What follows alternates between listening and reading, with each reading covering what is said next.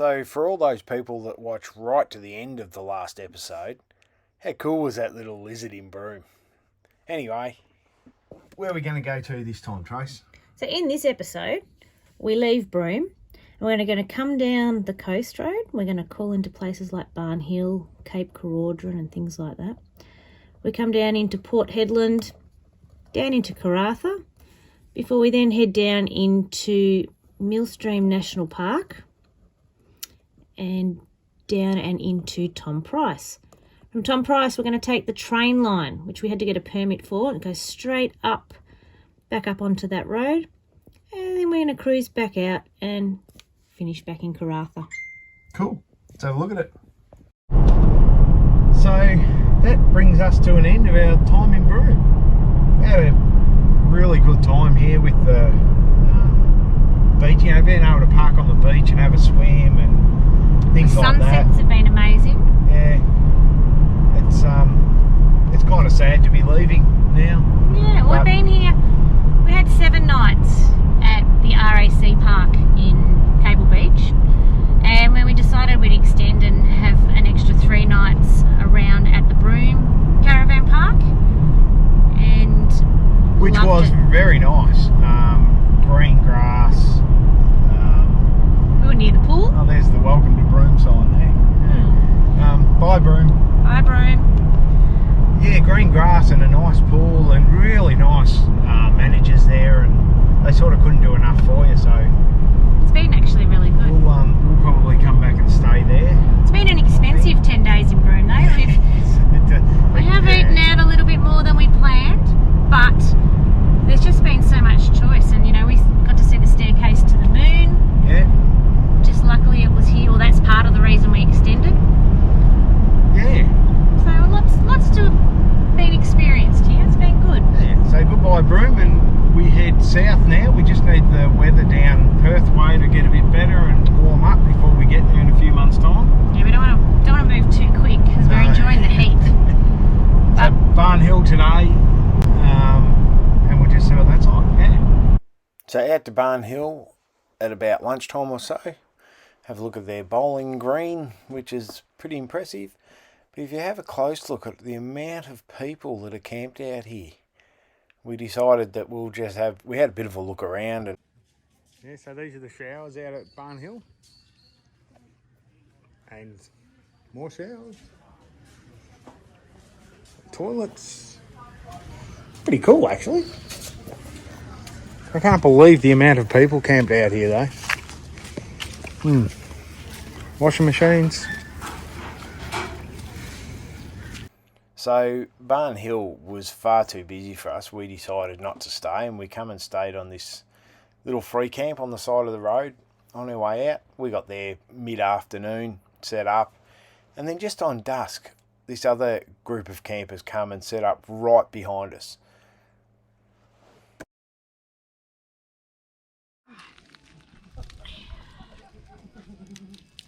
Cooking segment.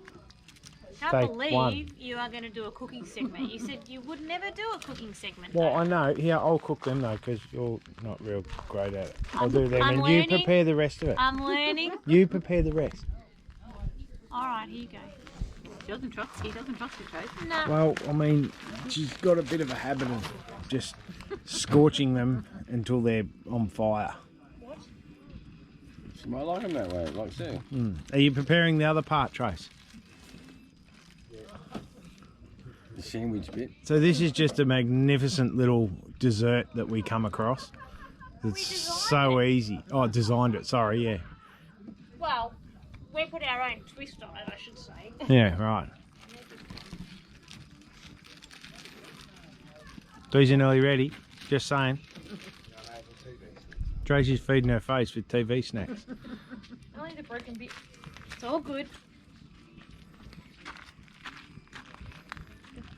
Alright, I think, are we nearly ready? I think we are nearly ready. I'll have the pink one. Okay. 2 TV snacks. Pinky thing on. And you put your marshmallow on the TV snack. Squash it together and look at that ooze out. Oh. Look at it. Magnificent. Mmm. Mine looks better. Right. Oh, I don't even get the whole thing in my mouth.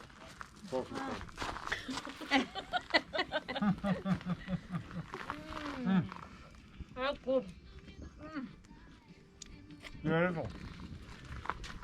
Mini s'mores. TV snacks. Marshmallows. Thanks. So the next morning we head out to the day trip area of the 80 Mile Beach Caravan Park.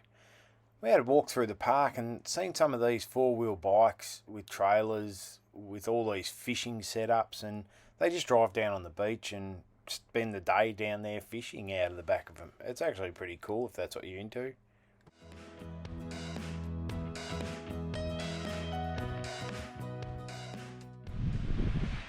So we are now staying out at Cape Keraudren.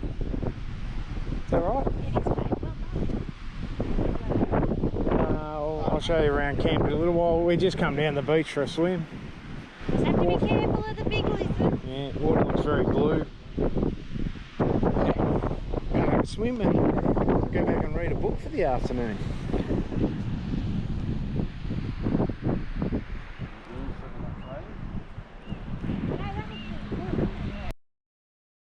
So in this drone shot, you can see camping out there on the point, all the way back along this edge of the spit, on the other side, sort of both sides of that area in the middle.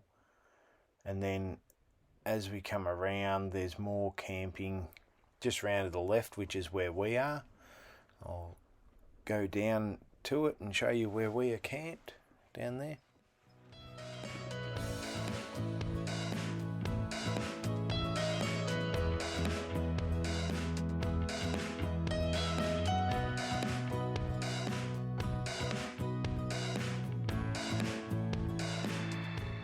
Here's a cool photo, care of my sister-in-law Raylene, the stars and stuff in the background. So a bit of a glimpse into our life at camp at night. What are we up to, Brad? Just about to cook dinner, Trace. Not more cooking segments, shit. Yeah. What are you cooking there, Dale? There's some spuds and onion and sweet spuds. I think they're called sweet potatoes. Same thing. Not a bad life, is it? Very good. No, you're right, Trace, it's not bad.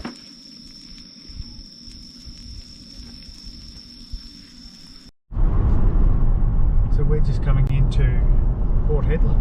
Yeah, we left Cape Keraudren this morning and we're gonna a bit of a look around Port Hedland, South Hedland. Might stay here tonight, we'll see how we go. AFL footy's on tonight, go the D's. So we might get to watch that if we're lucky. Look at these trains. Wow. And look how long they are. They just go for miles, don't Yep. So we've just unhooked the van down at the Turf Club in Port Hedland. It's a free camp too. This is a free camp, yeah. Got to be self-contained, but it is free. Yeah, it looks alright though, and Yeah. there's quite a few people there, wasn't there? Pity the races aren't on today, because we would have been able to watch the horse races from the comfort of our van. Yes. We'll show them around when we get back, right? Sounds good. Say that every time, we never do. But okay. Oh. Yeah, you can swim there.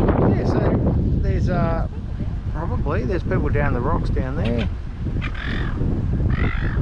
Yeah, the port must be over there, so we'll go and have a look. Can you see all the boats out here? Yeah, all waiting to come in. Yeah. Obviously We'll waiting. have to get Graham shipping up to have a look at what all the boats are. There you go. This is the, what was the lookout called? I don't know what lookout was called. Something lookout. Hey.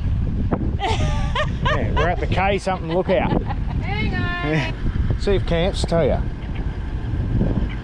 Camps Australia tells me it's Combana Lookout. There you go, Combana lookout. Alright, well, let's go and have a look in town. Down at the port, at Port Hedland. So the Tourist Information Centre here actually has the arrival and departure times of all the ships coming in and out of the port. So if you wanted to see a ship go out, say, with tugs pushing it out, you can go and have a look at what time that's going to happen and organise yourself to suit.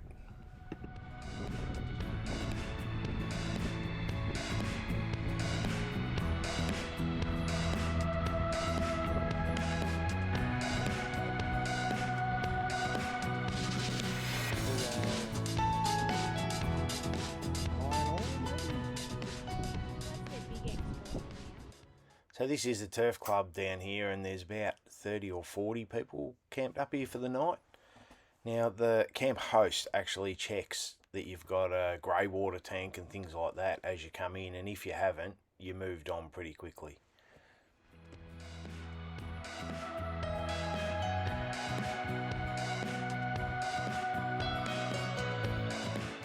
So from a turf club in Port Hedland into the golf club at Karratha, which is classed as an overflow. It's $10 a night, payable at the Tourist Information Centre.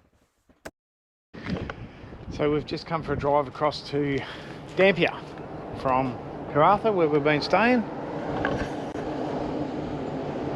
to see Red Dog. Pilbara Wanderer.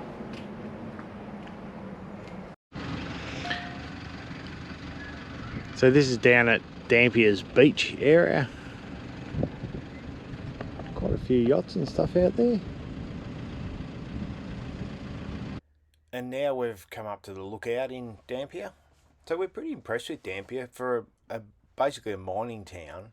It was really clean and green grass and good playgrounds for kids and things like that. So in the distance there, you can see the piles of salt. So they export salt out of here from a loading facility. And then there's a train line this side of it that runs across to an island where the iron ore goes out and gets shipped out. A couple of big ships over in the distance. I don't think you can't quite see them, but they're massive big ships. We've just come out here to Hearson's Cove. There's some people over there that just said g'day to us. They follow us on Facebook, which is pretty cool. Yeah, it's nice out here, but if we're going out to find what these people are all picking something up, so we're just going out to see what they're all looking for. We think it might be worms. You can actually see the tide coming in. Bit of crap on the water there, but yeah, it's coming in very quickly. What was that, Trace? Is it? Oh yeah. Wow. Next stop, a little sleepy seaside town of Point Samson. We're camped up in the caravan park. You see heaps of ships out there. They got these cool lookouts and stuff. We went and watched sunrise down there. Yeah, it was a really nice place and quiet. We've just come out of Point Samson and heading into Wickham to do some shopping and stuff. Just come across these as we come in, turned off the highway. Pretty cool to see them up and close. It's like that truck is massive. So we're in Wickham. We've just come up onto Tank Hill Lookout. Because there's a tank here. Go figure. Not a bad view from up here. How's This was a town for mining, wasn't it? Rio Tinto's town? Yeah. How's the cinema down there though? That's cool. It's like a drive-in with seats. Trains in the background there. There's a loading facility out over those mountains there. We've just called into the lookout at Cossack. Yeah. It's a little town out from Wickham and yeah, you can see the Samson. tank on the hill over there where we were before at the other lookout. Bit of camping down here. Yeah, you can actually camp down on the beach there. Obviously low tide. Yeah. If you look over in the distance there, there's we watched this barge thing here going in yesterday, but the caravan park is there as well. We've been in. But out here, actually out here is where we saw the whales yesterday. Yeah, that's right. The lighthouse, yeah. Just the other side of this lighthouse, wasn't it? Yeah. Pretty cool here. So we've just come into Millstream Chichester. Is that what it's called? Dorchester or something, yeah. National Park.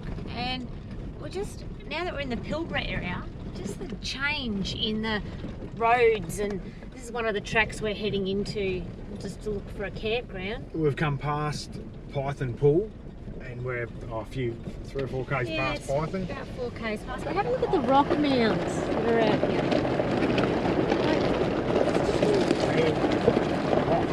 It's just incredible, and just the way the grass grows up them. And yeah. So what's this free camp called? George River Free Camp. Okay. Well, I think we're just coming up to it now, maybe. It's meant to have a water hole or something here, but I can't imagine there'd be much water in these areas. Oh, they've stopped here.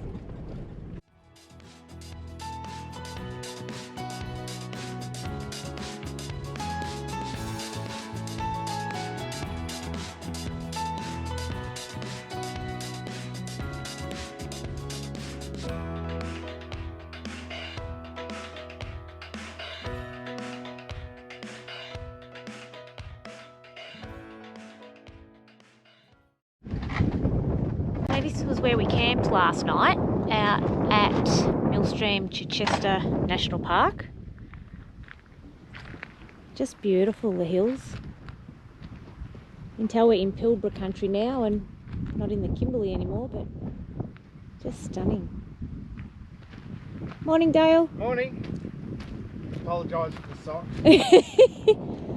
Cracked heels, not good to you, are they? So just come out of the campground that we were in last night. We're heading into Python Pool, which was only, 3 or 4 k's back. So I think you can see it over to the left there, where it comes through that opening is where it drops down into the pool. There's no risk of crocodile sign, it's only risk of submerged. All right.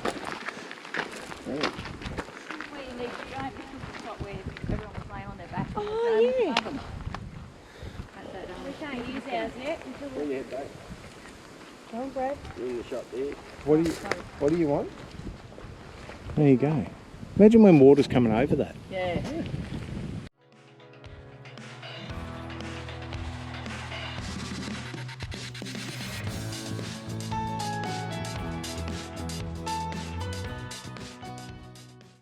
So after our swim at Python Pool, we head out again and come across Mount Herbert. We get perfect Telstra reception on top of the hill.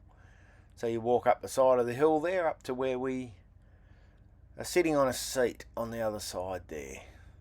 Yeah, pretty cool lookout, you know, you see 360-degree views and stuff. We're now looking at the homestead down at Stargazer's campground in Millstream National Park. This place called, Tracy? Cliff Lookout. Because it's a cliff and it's a lookout. Are they some sort of swan actually down there?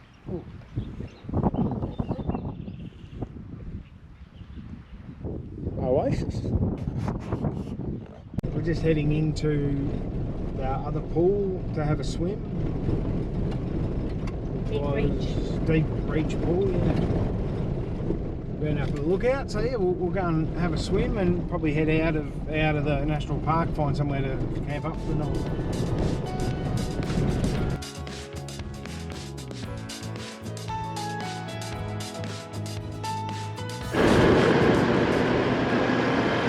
Talking about a good woman, hey? Airing up, Trace? Airing up, babe. What are you putting in them? 40 in the front, 45 in the back. Righto. What'd you put in the van? 40? Righto, cool. Is that alright? Yeah, happy with that. I just got something to do over here, alright? No worries, mate. I'll come back. So from Millstream, we head through Tom Price and out to Tiger Eye Pool Free Camp, which was close enough to town to be able to leave your van and go in. We went in and did a mine tour and some shopping and things like that. These are the bigger of the two-size dump trucks. Smaller ones doing infrastructure work. They only carry 100 tonnes, so we don't worry about them. They're only dinky toys. Come here to see these ones. Now these trucks weigh 200 tonne, carry 240 tonnes of iron ore,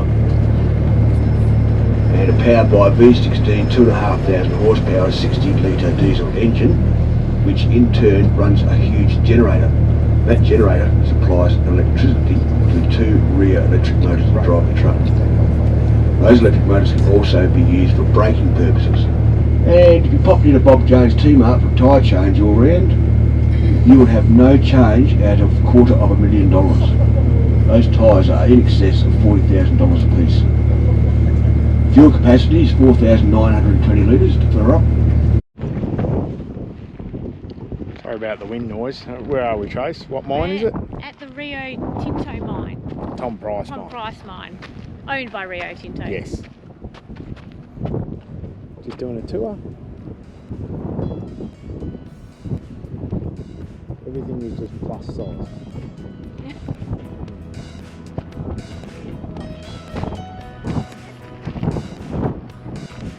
Just looking over into one of the pits.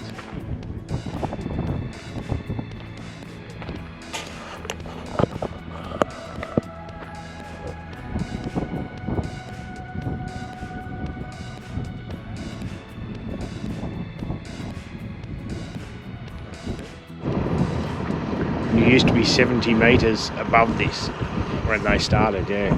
They've just dug it all out.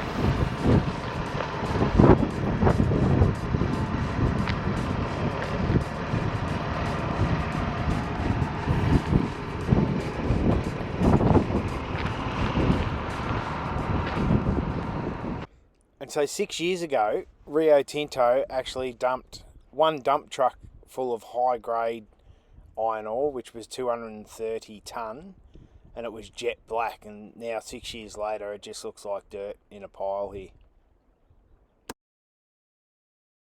So we've come up to watch sunset at the Mount Nameless lookout.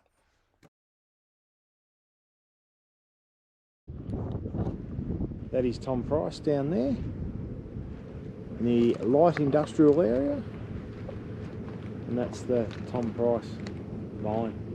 The open cut behind that hill that you're looking at. Highest vehicle access in WA at 1,018 metres. Lions Club project. And the Lions Club project had that. Thank you, Lions Club.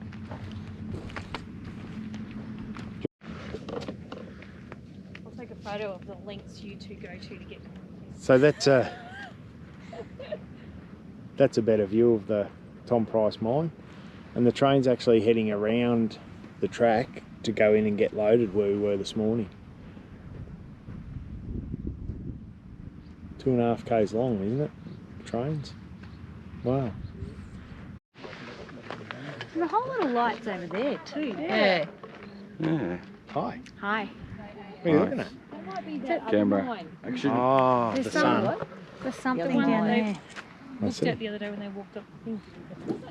It'll get dark pretty quick. It'll be fun going back there.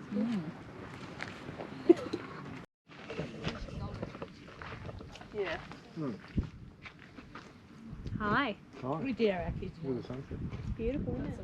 Nice, isn't It's like a layer of a haze of fog or something. it? I know. It's the red dust. It's the Pilbara Actually, it dust. might be the dust, you know. Oh, tower's lit up now too, over here. Mine's lit up. Yeah, I haven't done much overseas, so So, we're just heading up the rail access road now, so out of Tom Price, a little bit of asphalt. When you get onto this track, you need to have a permit to travel it, but it's by far the quickest way back up to Karratha. So we'll see what it's like. We've got our permit. You have to sit through a Rio Tinto induction type thing to get your permit and answer the 10 questions. And then, yeah, now we'll head up and here we go. So excited. Something a bit different. Yeah. Yeah.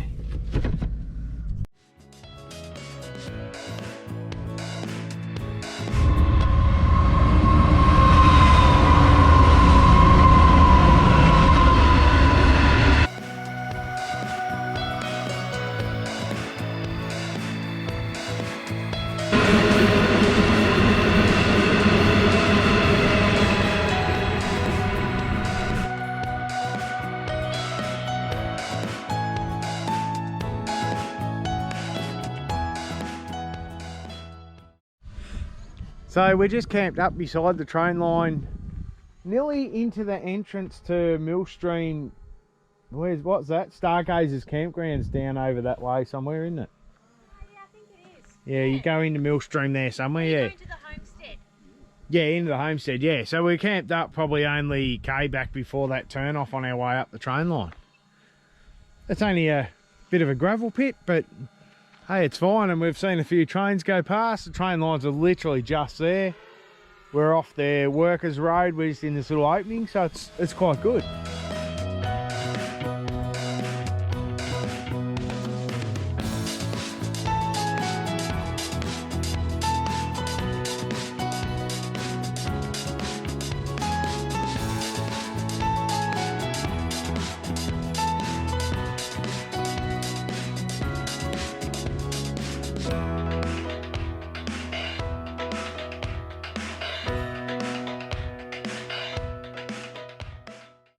So just a fun fact while we watch this sunrise, these trains don't have drivers. They're all controlled from an office somewhere down in Perth.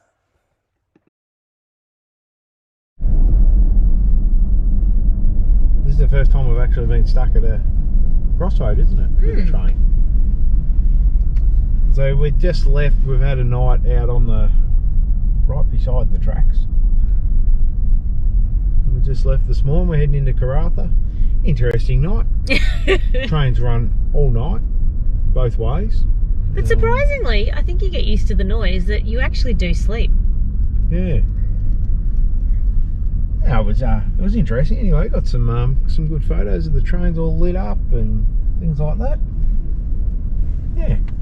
So into Karratha, do a bit of shopping, things like that, and then Going out to 40 Mile. yeah, head out to 40 Mile Beach and see what it's like. So this 2.5 k's long, so it's going to take a while. Thanks for watching this episode. In our next episode, we head into Keraudren for a week and have a good look around at all the gorges and do a few walks.